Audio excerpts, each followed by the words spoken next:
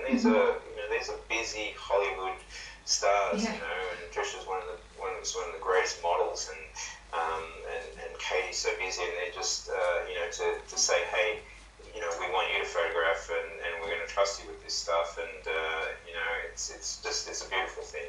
The cliche of LA and Hollywood being a horrible town full of users and abusers is just so far from the truth, because those sort of people are everywhere. No matter what job I've met more users and abusers and horrible people in the retail job that I work than I have in LA.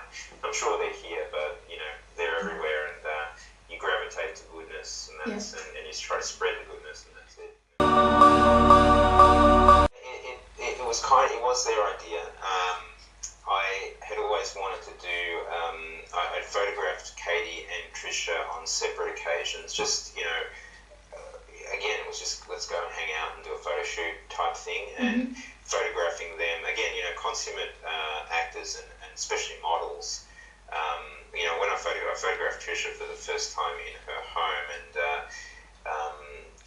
when you photograph somebody who is not only a wonderful actor, but whose background is in very high level modeling, there's not a single wasted shot.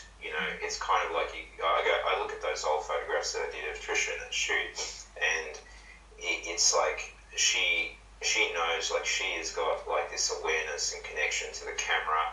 And right down to there's this singer with the shutter, there's this sync with the shutter of the camera, models, really professional models are like that, and you go through and it's like your biggest problem is which one of these 700 absolutely perfect shots is more perfect. Do I pick, not like, oh well, I found, 5 shots where the subject didn't blink and, isn't drooling or something. It's like, that's the constant problem. It's like, wow, every single shot is fantastic, and that's all her.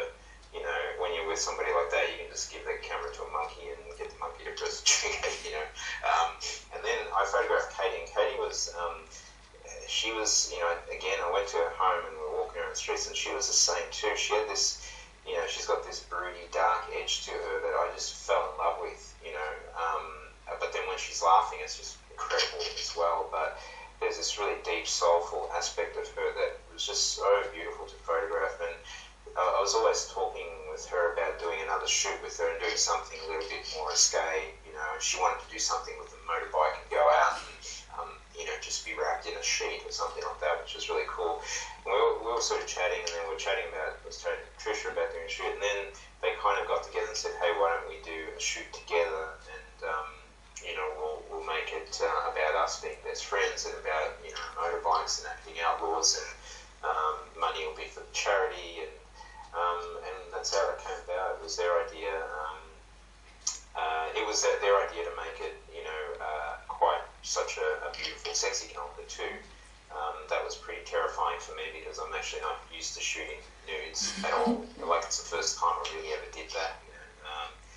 But again, having such amazing people on the other end of the camera made it easy. They were just fun the whole day, and I had a good team working with me, and without them I couldn't have done it either. So it was good fun, and we did two different versions of the calendar. The first one was a colour one, and the second one was a black and white version. And that image, that final image of Tricia Helfer and Katee Sackhoff together with their legs interlocked was just, that's kind of the ultimate. It's really funny to do a shot like that with their husbands over your shoulder watching you do these photographs. So it was pretty cool fun though. It was 2 days in the California desert with 2 people that you respect and you admire and you've been watching on television for the last 5-6 years. It's just another one of those dreams come true.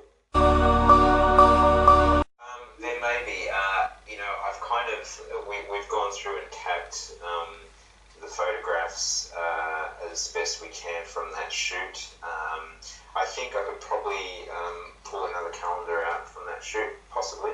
I'm going to be starting to look at that, but I think if we do one, I'd love to do another photo shoot. And but I just I don't know what else to do with those guys.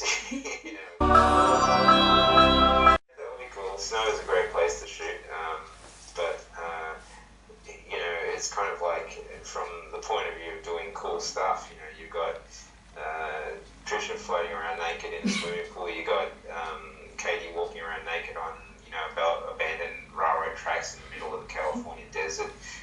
What else do you do? Yeah, you know, I'd love to do another calendar with them.